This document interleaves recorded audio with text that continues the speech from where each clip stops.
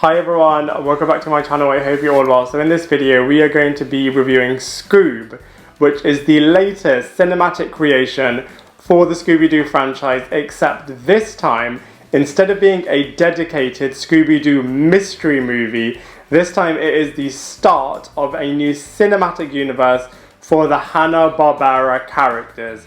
Now if you view it in that vein, then you know this movie is pretty enjoyable. However, if you're looking for a standard Scooby Doo animated movie, then you're better off watching Scooby Doo and the Return to Zombie Island or Scooby Doo and the Curse of the 13th Ghost, as this is a very different take on the whole cinematic space for the Scooby Doo franchise, which I will break down in this movie review.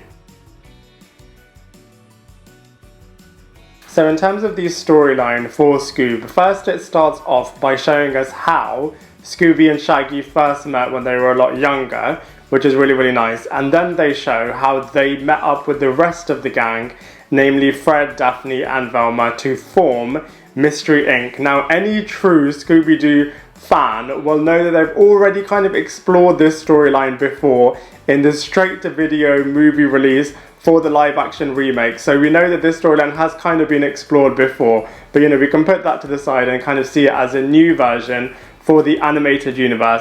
There is also a really nice throwback that they have as part of this sequence, which really mirrors the intro for previous Scooby-Doo animated series. So that's a really nice kind of throwback that they have for the intro.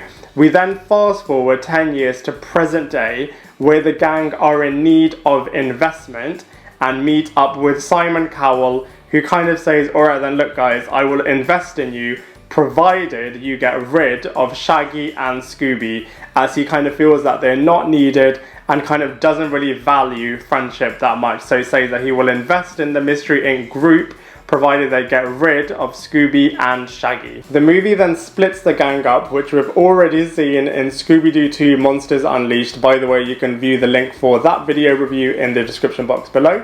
But anyway, the group are kind of split up, with Scooby and Shaggy ultimately joining the Blue Falcon crew to stop Dastardly from his evil, nefarious plans, and the other three realizing their mistake and trying to reunite with the rest of the group and kind of reform Mystery Inc. Like I said before, it is a fun movie, but even in this film, they refer to it as an adventure movie with some mystery elements added in. It's just not a conventional Scooby-Doo mystery movie. But you know, like I said, it is a fun movie, and it's just got a ton of Hanna Barbera references, modern pop culture references, and a lot of themes of friendship throughout. So you know, it is a fun storyline. Just be aware that it's not a conventional Scooby-Doo mystery storyline. As the Scooby Doo franchise is renowned for having guest appearances from other franchises and other properties in there, for example, the main new animated series is actually dedicated to this, with every single episode having a guest appearance. That show is called Scooby Doo and Guess Who.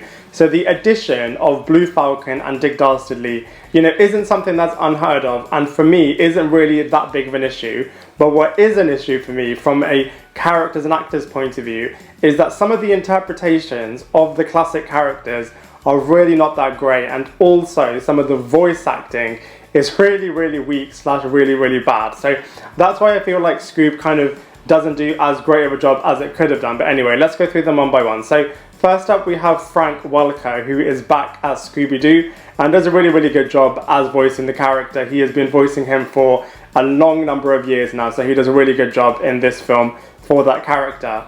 A new addition is Will Forte as Shaggy Rogers, and I just feel like he is a really bad addition. He is just trying to imitate Matthew Lillard the entire time. They might have just have kept Matthew Lillard in the role, as he does the role so brilliantly. He's actually maintained the role of Shaggy ever since he played him in the live-action remake. So I just feel like they might as well have kept him in there. Will Forte, you know, he doesn't do that bad of a job, but he's just trying to imitate Matthew Lillard the entire time. They might as well just have kept Matthew Lillard in that role. We then have Zac Efron in the role of Fred, and I really did not like this interpretation of the character. They really turned this character into a bit of a self-obsessed, douchey character that is really not that great, and I just feel like Zac Efron's portrayal of this character is really, really bad. And the really thing that really annoys me is that in the animated series, especially Scooby Doo Mystery Incorporated and Return to Zombie Island, they really explored, like,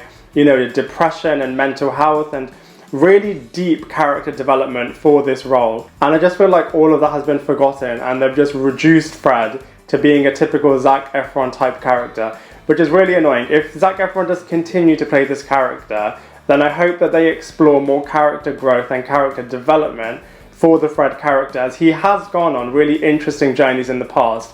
It's just this interpretation I just thought was not that great. We then have Gina Rodriguez voicing Velma, and she does an alright job. She's a little bit irritating in the beginning and takes a little while to get used to having her playing this character, but she's not as bad as Zac Efron is with the whole Fred character.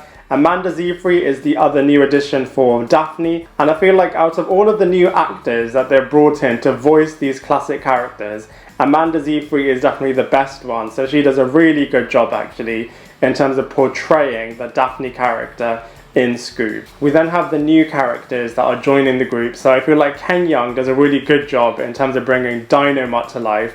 You wouldn't think it's Ken Jeong in the role, as he really shows how versatile he is in terms of bringing this character to life.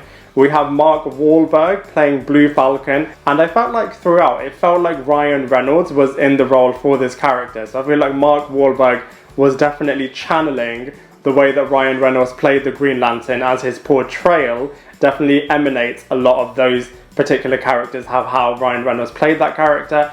And then we finally have Jason Isaacs in the role of Dick Dastardly, and I feel like he really brought this iconic classic villain with his whole comedic edge really, really nicely in this movie. He has some brilliant one-liners, brilliant character interactions with all of the Scooby gang and all of the other characters as well. So I feel like Jason Isaacs did a brilliant job in terms of bringing the Dick Dastardly character to life in this film. So, you know, overall, I feel like some of the character performances were a lot better than others. Some of the interpretations I wasn't a big fan of, but overall, the characters are decent in this movie.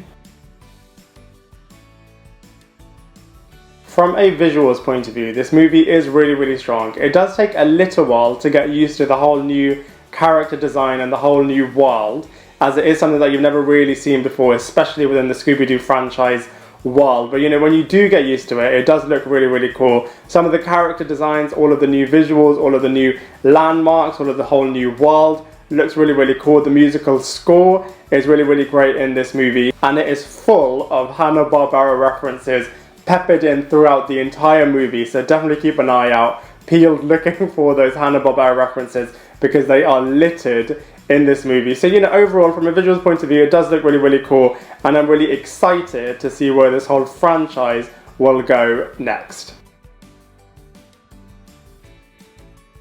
In terms of comparisons to the other Scooby Doo franchise entries, this is definitely its own entity.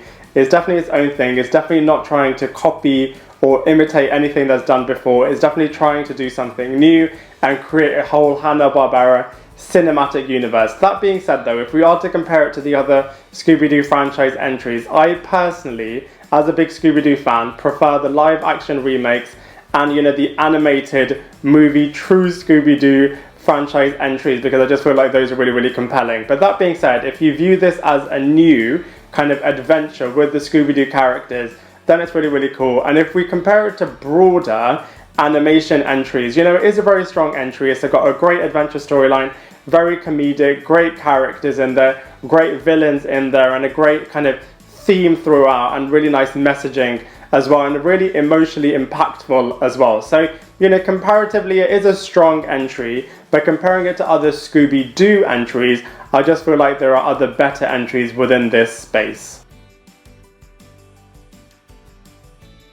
Overall, I did enjoy the Scoob movie. It's definitely got some nice moments, themes, and nostalgia in there. Just be mindful that it is kind of a new take on the whole Scooby Doo franchise. But that being said, you know, the storyline is really, really cool. The character storylines are really, really nice as well. Some of the characters are a lot better than others. As you know, I am a fan of some, not a fan of others. But that being said, the adventure storyline is really, really nice. The themes are really, really cool as well. The big reveal is really nice as well. So, you know, all in all, it is a nice packed movie. I just feel like, you know, just be aware that it is very different to maybe what you're expecting from a Scooby Doo animated movie. So for all of those reasons, I'm going to give Scoob a solid 6.5 out of 10. I'd love to hear what you think, so please let me know in the comment section below. Otherwise, I look forward to seeing you in my next video.